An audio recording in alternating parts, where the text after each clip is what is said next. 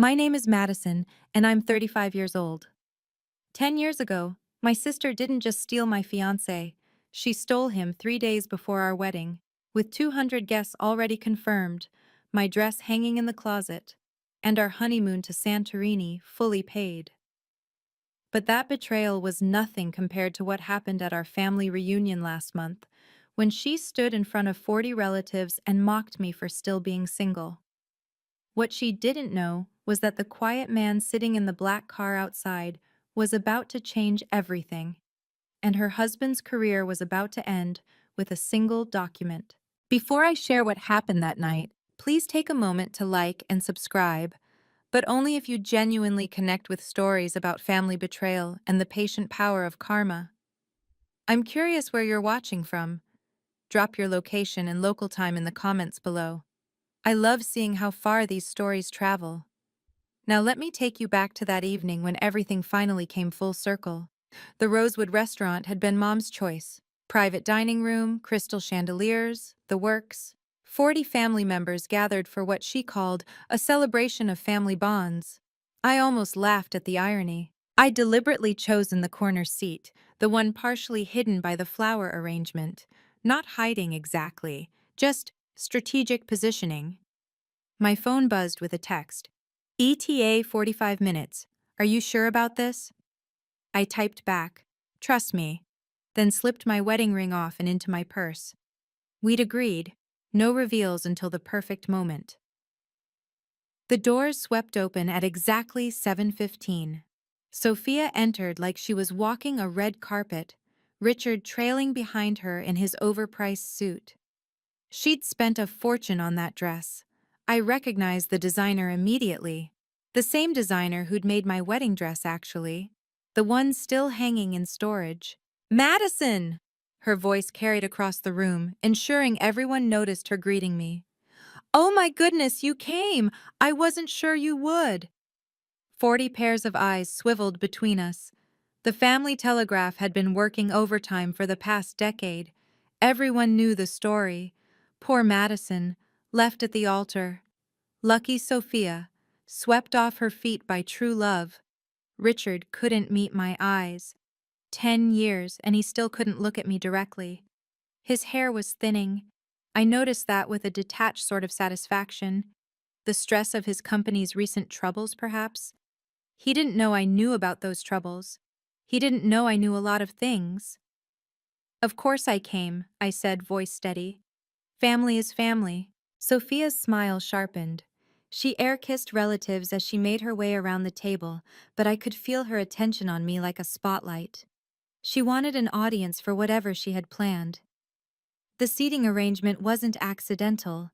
She'd placed herself directly across from me with the best lighting, the perfect angle for everyone to see us both.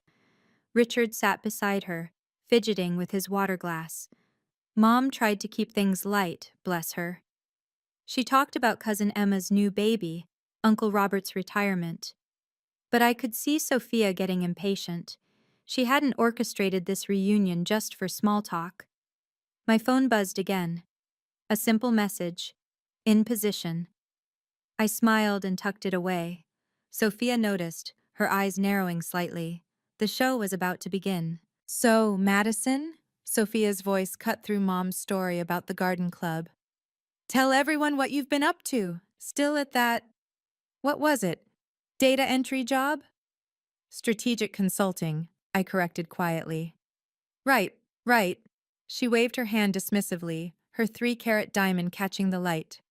And still living in that studio apartment downtown? I worry about you in that neighborhood. I lived in a penthouse, actually, but she didn't need to know that. I'm comfortable. Comfortable. She repeated the word like it tasted bitter. Well, I suppose that's something. And dating anyone special? Her tone suggested she already knew the answer. The table went quiet. Forks paused midair. This was what they'd been waiting for, the Madison status update served with a side of humiliation. I keep busy, I said.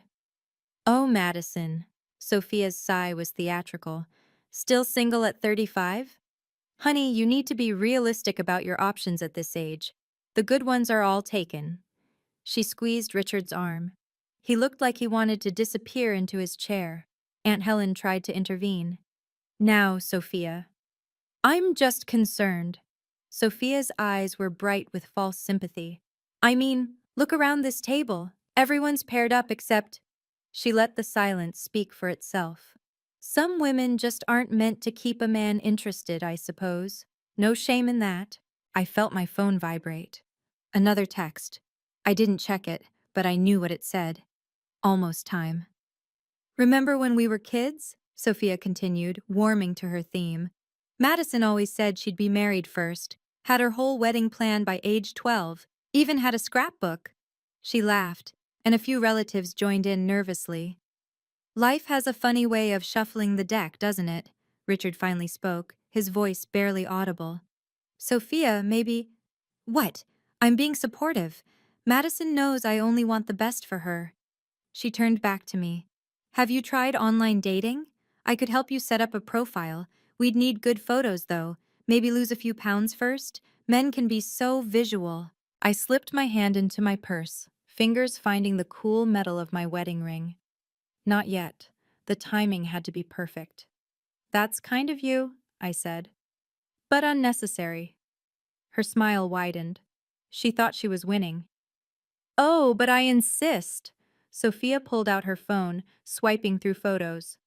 Look, Richard's colleague just got divorced. Well, he's got a steady job at least. Accounting. Bit boring, but beggars can't be choosers, right? Sophia. Mom's warning tone was ignored.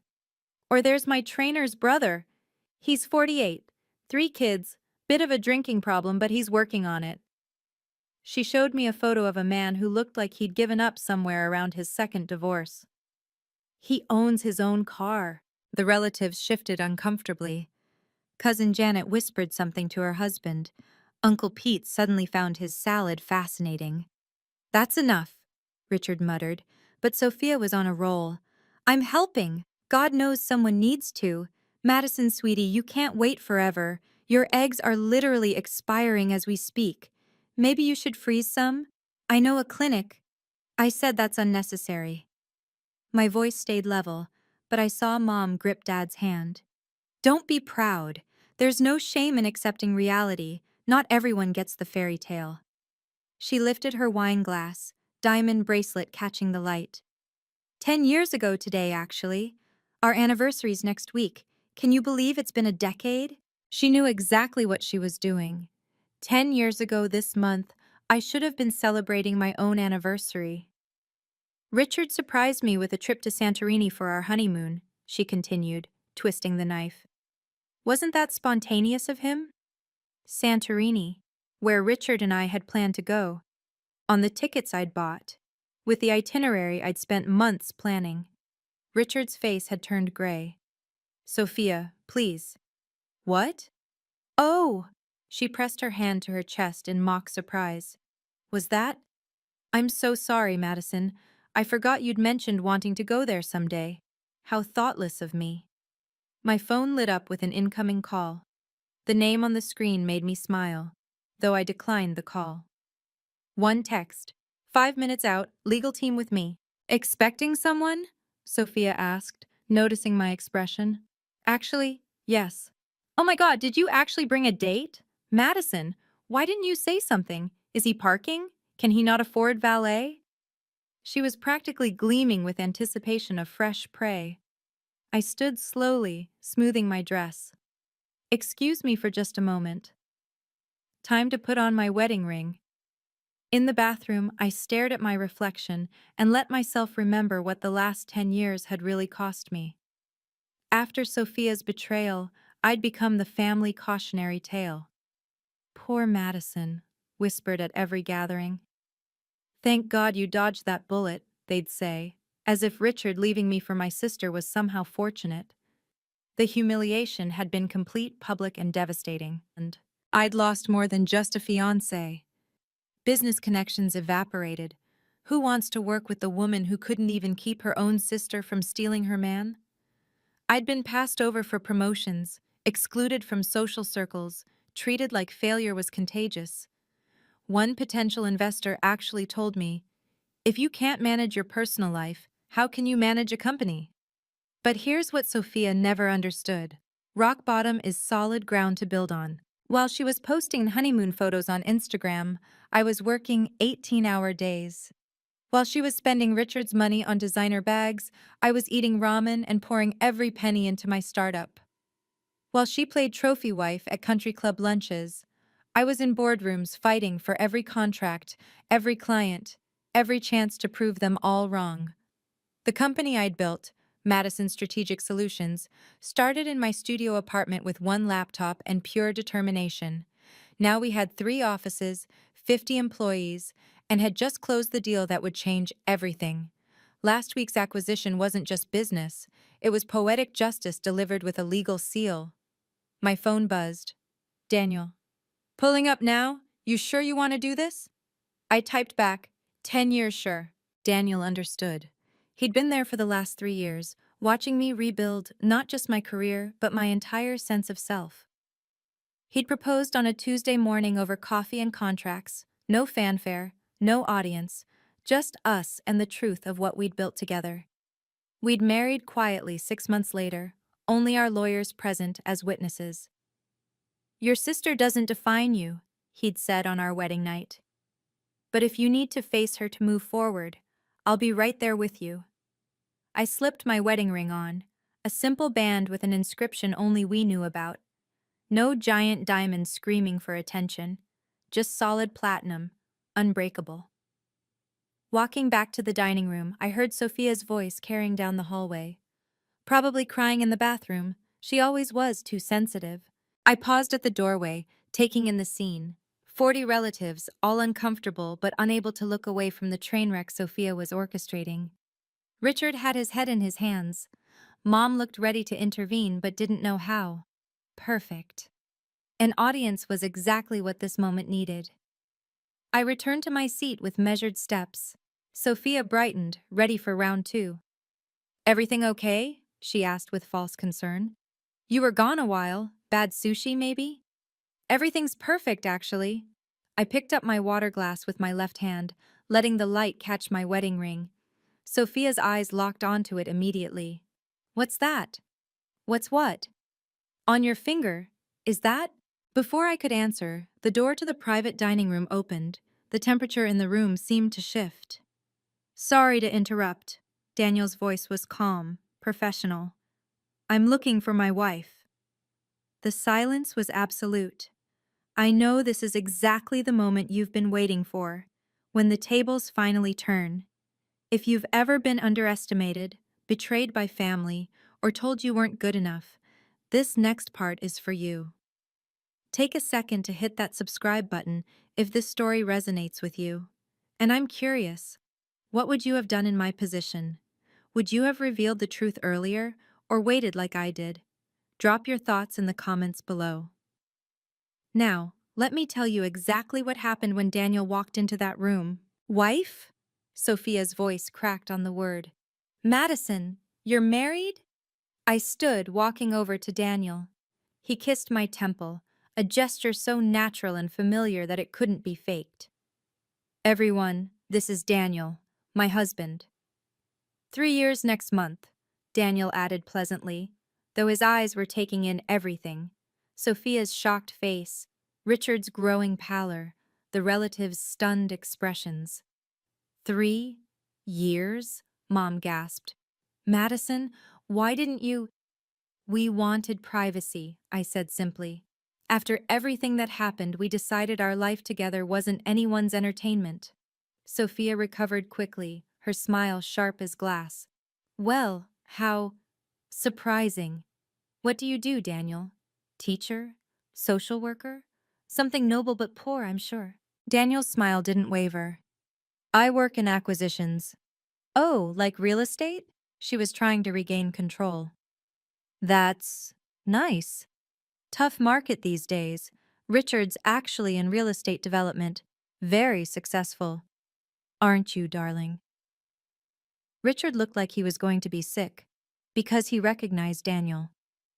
I saw the exact moment recognition hit. His face went from gray to white. Not real estate, Daniel clarified. Corporate acquisitions. We just closed a rather significant deal last week, actually. Datatech Global acquired Pinnacle Development Group. The name hung in the air like a bomb about to detonate. That's... Sophia's voice faltered.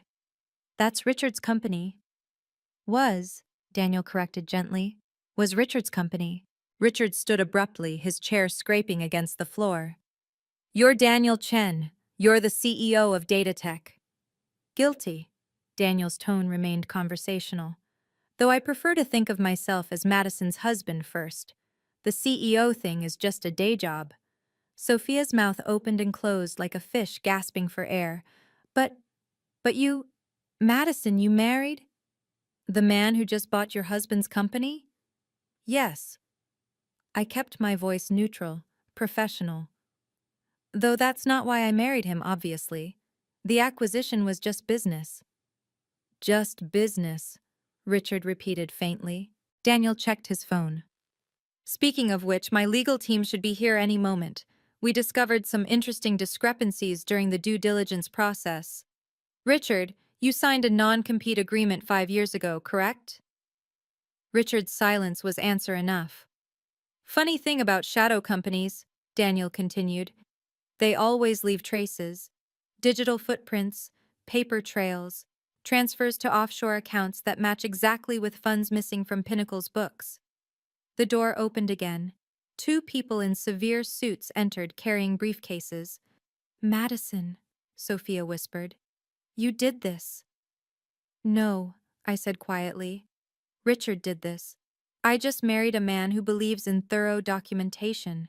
This is ridiculous. Sophia stood, her wineglass shaking in her hand. You can't just... This is a family dinner, not a business meeting. You're right, Daniel said mildly. Which is why we'll keep this brief. Mr. Morrison? He nodded to one of the lawyers. The lawyer placed a folder on the table in front of Richard. Mr. Hayes, this is your termination notice, effective immediately. Your violations of the non-compete clause, combined with embezzlement of company funds, give Datatech Global full grounds for immediate dismissal without severance. Embezzlement? Aunt Helen gasped. That's a lie, Sophia shrieked, but Richard's face told the truth. $2 million redirected to a shell company in the Caymans, the lawyer continued, all documented, all traceable. Mom stood up. Perhaps we should... No, Sophia pointed at me, her perfectly manicured nails shaking. This is her. She planned this whole thing. She's trying to destroy us out of jealousy. Jealousy? I kept my voice level. Of what exactly? Of what Richard and I have. Of our love. You never got over him choosing me. Richard finally spoke, his voice hollow. He didn't choose you, Sophia. You told him Madison was cheating. You showed him fake texts. He stopped, seeming to realize he was destroying his own marriage. The revelation rippled through the room. Mom's hand went to her mouth. Dad's face darkened. You knew? I asked Richard quietly. You knew she lied, and you married her anyway? The money, he whispered. Her trust fund. I needed it for the company. I was going to tell you after you used my sister's money to build your business? I almost felt sorry for Sophia as understanding dawned on her face. So you both betrayed me, I said. You for money, her for... what? The win? Sophia sank into her chair. It wasn't supposed to. You were always Mom's favorite, always the smart one, the responsible one. I just wanted something that was mine. So you took mine. I turned to Daniel. I think we're done here. Almost, he said. Mr. Hayes, you have 24 hours to clean out your office. Security will escort you. Oh, and the company car, the corporate cards, the country club membership, all terminated. You can't. Our house is mortgaged through the company. Sophia's voice was rising toward hysteria. Then I suggest you start packing, Daniel said simply. The room was silent, except for Sophia's ragged breathing. There's one more thing, I said, reaching into my purse. Since we're clearing the air. I pulled out a business card and slid it across the table to Sophia. She picked it up with trembling fingers. Madison Chen, CEO and founder, Madison Strategic Solutions, she read aloud. What is this? My company. The one I built while you were playing house with stolen goods. I kept my voice conversational. We specialize in helping businesses identify vulnerabilities, inefficiencies, fraud.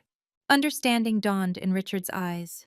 You're the consultant, the one who flagged our accounts for audit. Datatech hired us 6 months ago to evaluate potential acquisitions.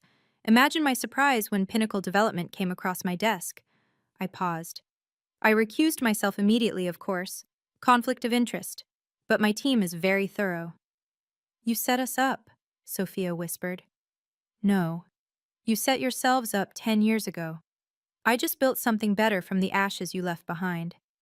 Daniel's hand found mine under the table. Madison's company has grown 300% in the last 2 years. We're actually competitors in some markets, though she's beating us in several sectors. You married your competitor? Uncle Pete asked, genuinely curious. I married the woman who challenged me to be better, Daniel corrected. The merger talks between our companies are separate. Madison insisted on independent counsel for that. Merger? Mom finally found her voice. Next quarter, I confirmed. The new entity will be the largest strategic consulting firm on the East Coast. Sophia laughed, but it was bitter, broken. So you win. You got everything. I earned everything, I corrected. While you were spending Richard's money, which was really your trust fund apparently, I was working 100-hour weeks. While you were posting pictures of your perfect life, I was in therapy learning to trust again. While you were mocking me for being single, I was building a marriage based on actual love and respect. Don't pretend you didn't plan this revenge, she spat. 6 months ago, when Pinnacle came up for acquisition, I could have destroyed you both. One word to Daniel, one hint about the personal connection, and he would have walked away from the deal. I stood gathering my things. But I didn't, because you two destroying yourselves required no intervention from me. Richard was staring at the termination papers. What am I supposed to do now? That's not my problem anymore.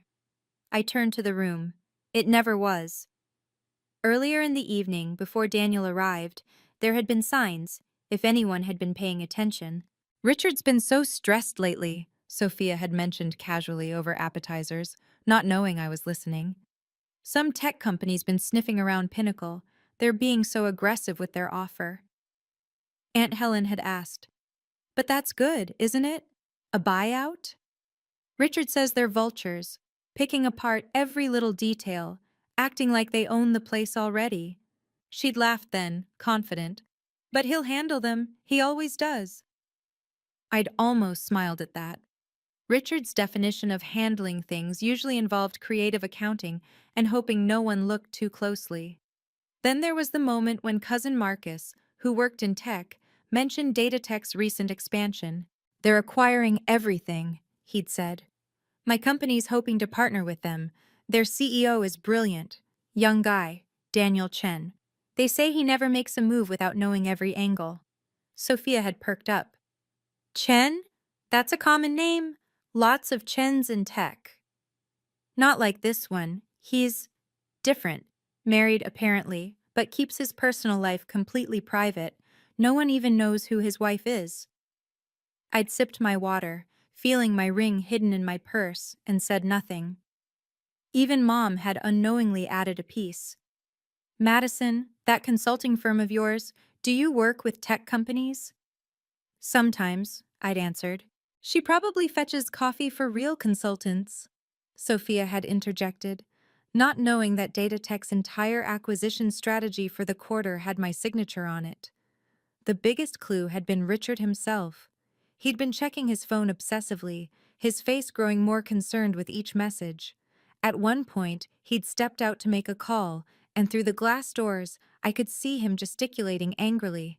When he'd returned, Sophia had asked, "Everything okay?" The tech company moved up the timeline. They want to finalize tomorrow. He'd downed his whiskey in one gulp. Their CEO is coming personally to review the contracts. So meet with him, Sophia had said breezily. Charm him like you charmed me. Richard had looked sick even then. I don't think charm works on someone like Daniel Chen. No, I'd thought, watching him squirm. It doesn't. Daniel values honesty above all else. It's one of the reasons I love him. And now, as Daniel's legal team laid out the full scope of Richard's fraudulent activities, everyone could see the truth that had been in front of them all along. The signs had all been there. They just hadn't been looking. Wait! Sophia stood up so fast her chair tipped backward. Madison, please. We're sisters. You can't do this to me. The room held its breath. Even Daniel's lawyers paused. Do what to you? I asked. Tell the truth? That's all that's happening here, Sophia. The truth is finally catching up. She moved toward me, and I saw tears, real ones, not the crocodile tears she'd perfected in childhood. I'll lose everything. The house, the cars, my friends. Your friends who only like you for Richard's money? I asked. Those aren't friends, Sophia. You don't understand. I'm pregnant. The room gasped. Richard's head snapped up. What? 8 weeks, she whispered. I was going to announce it tonight. That's why I wanted the family dinner. For a moment, I felt the old Madison stirring, the one who always gave in, always forgave, always put family first. Daniel's hand tightened on mine, grounding me. Congratulations, I said simply. That changes nothing regarding Richard's crimes. Crimes, Madison, he made some mistakes. He stole $2 million, Sophia. That's not a mistake, it's a felony. She turned to our parents. Mom, Dad, please, talk to her. Mom looked torn, but Dad spoke first. You made your bed, Sophia. Both of you. So you're all just going to let her destroy me because I fell in love? You didn't fall in love, I said quietly. You saw something that was mine and decided you wanted it, just like when we were kids. My toys, my clothes, my friends, and finally, my fiancé. That's not... 3 days before my wedding, Sophia, you seduced him 3 days before I was supposed to marry him. Do you know what that did to me? You survived. Look at you now. Yes, look at me now. I stood straighter. But not because of time healing wounds or forgiveness making me stronger. I survived because I decided I was worth more than what you and Richard thought of me. Daniel stepped forward. The acquisition will proceed as planned. Richard's termination stands. However, given the circumstances, we won't pursue criminal charges if Richard cooperates fully with the transition. And if he doesn't? Sophia asked. Then he goes to prison, and you'll be raising that child alone anyway. Richard finally spoke. I'll cooperate. Sophia turned on him. That's it? You're just giving up? It's over, Sophia. It's been over since the moment we built our life on a lie. She stood there, designer dress, perfect makeup, and completely shattered. I walked to the head of the table where Sophia had been holding court all evening. The spotlight position she'd chosen so carefully now felt like an interrogation lamp. 10 years ago, you gave a toast at your wedding, I said, addressing the room. You said, sometimes love chooses for us, and we just have to follow our hearts. Remember that, Sophia? She nodded mutely. You were wearing my grandmother's necklace, the one she left specifically to me. You convinced Mom I'd want you to wear it, for tradition. I touched my bare throat. I never got it back. Madison, Mom started. You served my wedding cake design. You went to my florist. You even hired the photographer I'd booked. I listed each item calmly. You didn't just take Richard. You took my entire wedding and made it yours. The relatives were shifting uncomfortably. Some hadn't known these details. But here's what you didn't take, I continued. My ability to rebuild, my work ethic, my integrity. You couldn't take those because they weren't things you could see or steal. They were inside me. Daniel moved to stand beside me. Madison built her company from nothing. No trust fund, no connections through marriage, just talent and determination. While you were honeymooning in Santorini, on my non-refundable tickets, by the way, I was sleeping in my office because I couldn't afford rent. I looked at Richard. While you were using Sophia's trust fund to build Pinnacle, I was eating ramen and wearing the same suit to every pitch meeting. We didn't know, Richard began. You didn't care, I corrected. You were too busy playing success to notice actual success being built. I pulled out my phone and showed a photo to the room. This is our actual wedding. City Hall. Just us, two witnesses, and a judge. No stolen designs, no drama, no family politics. Just love. It's beautiful, Mom said softly. It's real, I replied. That's the difference. Sophia was crying now, mascara running in black streams. So what happens now? Now? Daniel and I go home to our life. You and Richard figure out yours. And this family, I looked around the table, decides whether it wants to keep enabling toxic behavior or finally set some boundaries. You're cutting us off? Sophia gasped. I'm cutting myself free, I corrected. There's a difference. The room fell silent, the weight of truth finally settling over everyone like dust after an explosion. This is the moment where everything changes, not just for me, but for our entire family dynamic. If you've ever had to stand up to toxic family members or set hard boundaries with people you love, you know how difficult this moment is. What would you do in this situation? Would you help your pregnant sister despite the betrayal, or hold firm to your boundaries? I genuinely want to know your thoughts. Drop them in the comments below. And if this story is resonating with you, please hit that subscribe button. Now, let me tell you how it all ended. Daniel stepped forward, commanding the room's attention with his quiet authority. Before we leave, there's something else everyone should know. He pulled out his phone and showed a photo to the room. This is Madison 3 years ago when we met. She was pitching to my board of directors, the only consultant brave enough to tell us our expansion strategy was flawed. She saved us $40 million that day. You never told me that, I said, surprised. You never asked for credit. That's when I knew you were different. He turned to Sophia and Richard. Your wife, Richard, takes credit for everything, even things she hasn't done. Madison refuses credit even for her victories. This isn't about, Sophia started. It's about character. Daniel cut her off. When I did my due diligence on Pinnacle, I didn't know about the personal connection. Madison had hidden it that well.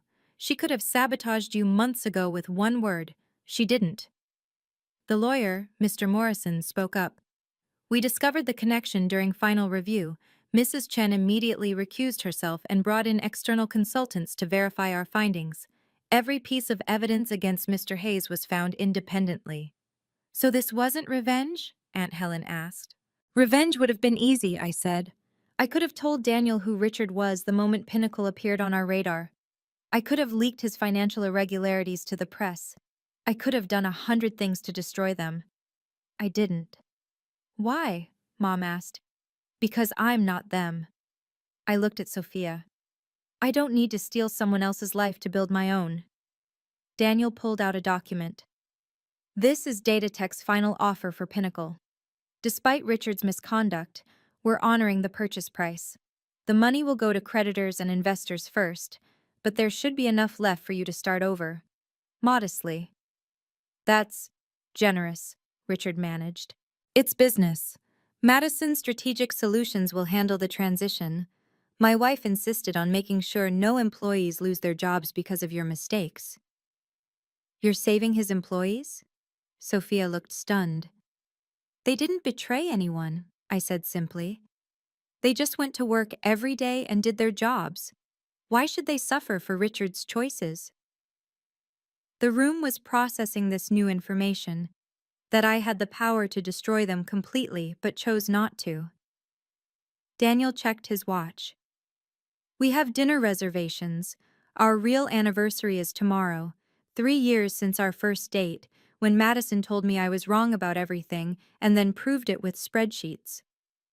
That's the most romantic thing I've ever heard, Cousin Janet said, and she wasn't being sarcastic. As we prepared to leave, I had one last thing to say. Oh, Sophia, I paused at the door. There's one more thing. The consultant who flagged Richard's fraud? Her name is Jennifer Walsh. You might remember her. She was my maid of honor, the one you told Richard was trying to break us up. Sophia's face went white. Jennifer? She never forgot how you convinced her not to come to the wedding that never happened, said she'd never forgive herself for believing your lies about me. I smiled slightly. Funny how the universe works. She's Datatech's chief compliance officer now. You planned this, Richard said. But it wasn't an accusation anymore. It was almost admiration. I planned nothing. I just surrounded myself with good people who remember loyalty. I looked at the family. Jennifer found the fraud. Marcus's team verified it. Even cousin Tommy in banking. Remember him, Sophia? The one you said wasn't successful enough to invite to your wedding? He traced the offshore accounts. Tommy raised his glass from across the table. Just doing my job, Madison. All these people, Mom was putting it together. They all helped? They all succeeded, Daniel corrected. Madison has this way of lifting everyone around her. Your forgotten relatives, the ones not pretty enough or rich enough for Sophia's circle, they're all thriving. My company employs 12 family members you two ignored, I added. They're some of my best people. Sophia sank into her chair. You built an empire from the people I threw away. I built a family from the people you deemed unworthy. There's a difference. Mr. Morrison cleared his throat. Mrs. Chen, we need to discuss the transition timeline. Of course. I turned back one last time. Richard, you'll receive the full transition package tomorrow. I've assigned my best team to ensure it's smooth. Despite everything, I don't want to see you fail completely.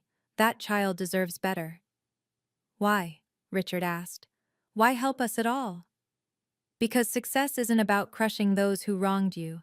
It's about becoming someone they could never have imagined you'd be. I took Daniel's hand.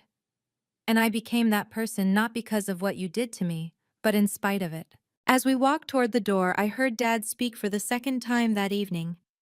Sophia Richard, his voice was firm, you owe Madison an apology, a real one. Sophia stood wobbly on her heels. Madison, Save it, I said, not unkindly. Apologies now would be about making you feel better, not about making amends. When you're ready to apologize because you understand what you did, not because you got caught, you know where to find me. Will you ever forgive us? She whispered. I considered the question. I already have, but forgiveness doesn't mean reconciliation. It just means I'm not carrying your burden anymore. Daniel's legal team efficiently wrapped up the documentation. Richard signed every paper placed in front of him, his hand shaking slightly. The hostile takeover that wasn't hostile, just inevitable. Effective Monday, you'll report to Jennifer Walsh for the transition, Mr. Morrison explained. You have 6 weeks to hand over all projects and client relationships. Your replacement has already been selected from within, promoted from the team you consistently overlooked. Who? Richard asked weakly. Patricia Nguyen, the junior developer you passed over for promotion 5 times. I knew Patricia. She'd applied to my company last year, but I'd encouraged her to stay at Pinnacle knowing this was coming. She deserved to take Richard's office, not just find a new job.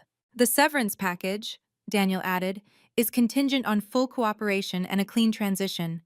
Any attempt to sabotage or poach clients will result in immediate termination and legal action. I understand, Richard mumbled. Sophia suddenly stood. What about me? What am I supposed to do? Whatever you want, I said. For the first time in your life, you'll have to figure it out yourself. But I don't know how to. I've never had to. Work, I suggested. Learn, struggle, all those things you watched me do while you laughed? Mom intervened. Madison, she's pregnant. Millions of women work while pregnant, Mom. Sophia will survive. I softened slightly. There's a program through Datatech for displaced families. Career counseling, job placement, temporary housing assistance. It's not luxury, but it's support. You'd help us? Sophia asked. The program would help you. It's available to all employees affected by acquisitions. I pulled out a card. Contact this number. Tell them Madison Chen referred you. She took the card with shaking fingers. This is really happening. Yes. The room watched as the reality sank in. The golden couple was tarnished beyond repair. The family dynamics that had held for a decade were shifting like tectonic plates. Uncle Pete spoke up. Madison, that merger you mentioned, will you be CEO? Co-CEO with Daniel for the first year, then sole CEO when he moves to the board. I smiled. He says I'm better at operations anyway. She's being modest, Daniel said. She's better at everything except golf. Because golf is boring, I countered, and for the first time all evening, felt genuinely relaxed. So you'll be running a billion-dollar company? Aunt Helen asked. 2 billion, after the merger, Daniel corrected. Madison's company is valued higher than mine, better profit margins. I watched Sophia process this, that I hadn't just survived, hadn't just succeeded, but had surpassed every measure of success she'd used to define herself. How? She whispered. How did you do it? One day at a time, one client at a time, one small victory at a time. I looked around the room. While you were curating a perfect life for Instagram, I was building something real. The legal team finished packing up. Daniel nodded to them, and they left quietly. The business was done. All that remained was family. The aftermath was immediate and brutal. I need to sit down, Richard said, and he looked genuinely ill. $2 million. I owe $2 million. That you stole, Daniel reminded him. The fact that we're not pressing charges is a gift. Cousin Marcus pulled out his phone. It's already on the business news. Datatech acquires Pinnacle Development in surprise takeover. Madison, your name is mentioned as lead consultant. Sophia grabbed the phone, reading rapidly. Her face crumbled. Everyone will know. All our friends, the country club, everyone. Your friends already knew Richard was in trouble, Aunt Helen said quietly. We all heard the rumors about Pinnacle's financial issues. We just didn't say anything. You knew? Sophia spun around. You all knew and didn't tell me? What would you have done? Dad asked. You wouldn't have listened. You never do when it comes to Richard. The family telegraph that had spread gossip about me for 10 years was already working in reverse. Phones were coming out, texts being sent. By morning, everyone in our extended network would know. The country club membership was in the company name, Richard realized. The cars too, even our credit cards. You have personal accounts, surely? Mom asked. Richard and Sophia exchanged a look that said everything. We lived off the corporate accounts, Sophia admitted. Richard said it was tax efficient. It was fraud efficient, I corrected. Harder to track personal expenses hidden in corporate spending. Jennifer Walsh had found it all, the vacations classified as business trips, the jewelry hidden as client gifts, the personal trainer billed as corporate wellness. Every luxury they'd flaunted had been stolen twice, once from me, once from the company. Where will we live? Sophia's voice was small. There's a 2-bedroom apartment included in the transition package, Daniel said. 6 months paid, then you're on your own. An apartment? She said it like it was a foreign word. It's nice, I said, in a safe neighborhood. Good schools nearby for the baby. You checked? I check everything, Sophia. It's why I'm successful. Tommy spoke up from his corner. I can help with financial planning, budgeting, debt management. It's what I do. The cousin you didn't invite to your wedding wants to help you, I pointed out. That's the difference between real family and the one you tried to create. Sophia was crying again, but these tears felt different, cleaner somehow, like she was finally washing away the facade. I don't know how to be poor, she whispered. You're not poor, I said firmly. You're starting over. There's a difference, and starting over is something I know everything about. Daniel pulled up something on his tablet. Let me be very clear about the numbers so there's no confusion later. He showed the screen to Richard and Sophia. Pinnacle Development sold for $30 million. After debts, taxes, and the fraud repayment, you'll receive approximately $300,000. That's all? Richard's voice cracked. That's generous, Daniel corrected. Most corporate fraud cases end with jail time and complete asset forfeiture. You're walking away with enough to start fresh. But our lifestyle was built on stolen money and lies, I finished. 300,000 is more than most people see in a decade. It's enough if you're smart. Madison started her company with $5,000, Mom said suddenly. I remember because I offered to lend her money, and she refused. 5,000? Sophia stared at me. You built all this from $5,000? And a lot of 100-hour weeks. I pulled out my phone, showing them something. This was my first office. It was a photo of my studio apartment, laptop on a card table, papers everywhere, a sleeping bag in the corner. This was year 2. Another photo, a tiny shared workspace, one desk, still the same laptop. Year 3. A small office, 3 employees, everyone crammed together. And this is now. The final photo.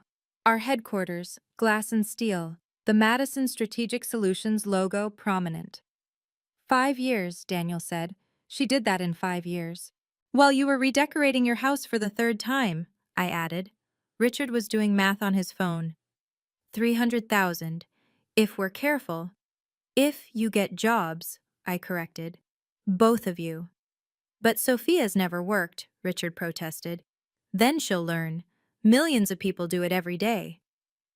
Jennifer had texted me privately. The forensic accounting is worse than we showed. He's lucky we're not pursuing criminal charges. I didn't share that. Let them think this was rock bottom. They didn't need to know how much worse it could have been. Madison, Sophia said suddenly, will you teach me? Teach you what? How to build something. How to be real. I studied her face. For the first time in 10 years, she looked like my sister again. Not the polished trophy wife, but the scared girl who used to crawl into my bed during thunderstorms. No, I said gently. But Tommy will, and Jennifer, and all the other people you ignored who became successful without stealing anything. Why won't you? Because you need to learn that I'm not your safety net anymore. I'm not your backup plan. I'm not your anything.